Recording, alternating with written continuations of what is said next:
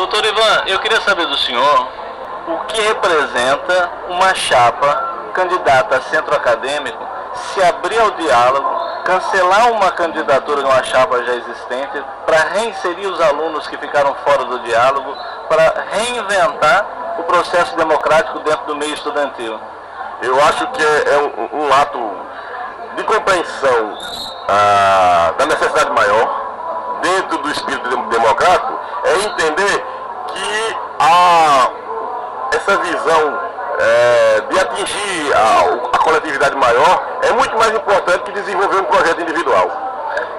Atos assim dignificam o ser humano, porque você abre mão de uma coisa sua, de um projeto individual seu ou de um pequeno grupo, para entender que a coletividade é muito mais importante. Acho extremamente louvável.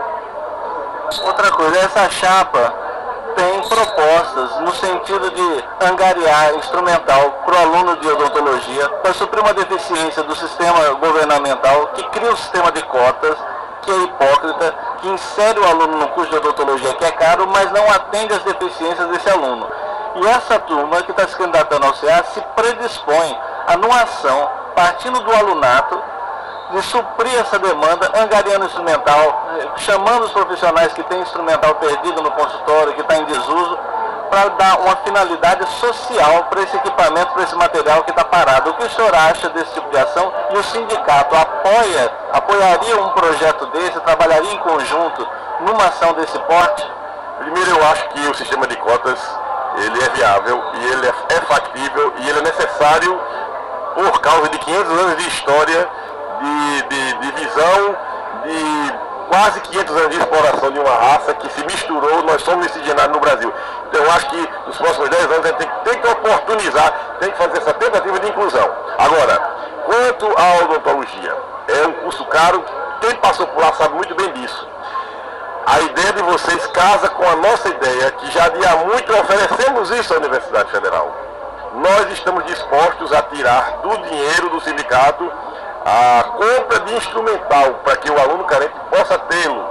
Terceiro, isso deve evoluir para que a gente cobre de quem realmente investe, que é o governo federal, para que o aluno de odontologia, ao entrar na universidade, aí sim o curso passe a não defender essa hipocrisia, posto que se ele tem que existir completo.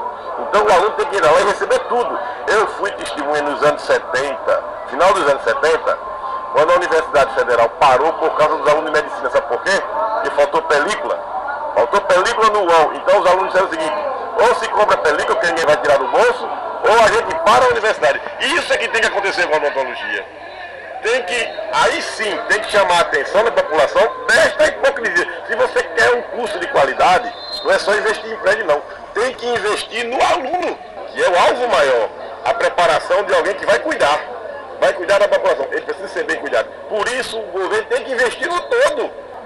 Não é estar construindo apenas paredes, tem que construir mentes, tem que construir grandes profissionais. E para isso, ele tem que investir em instrumental também. A universidade é pública e gratuita. Se a gente está na sexta economia do mundo, é uma vergonha que o aluno de odontologia tem que tirar do bolso. Isso aí é sustentar o mercado de há muito. No meu tempo se começou isso. Nós começamos a comprar pequenos materiais de prótese. Hoje em dia se compra de tudo. Isso é um comércio. Todo dia se abre uma loja nova em cada cidade do Brasil, principalmente para explorar aluno, e os pais, coitados, na ilusão de que vão ter futuros doutores, estão investindo do seu bolso. Para quê? Não se vê isso em curso nenhum. Isso tem que acabar na odontologia. E só vai começar a acabar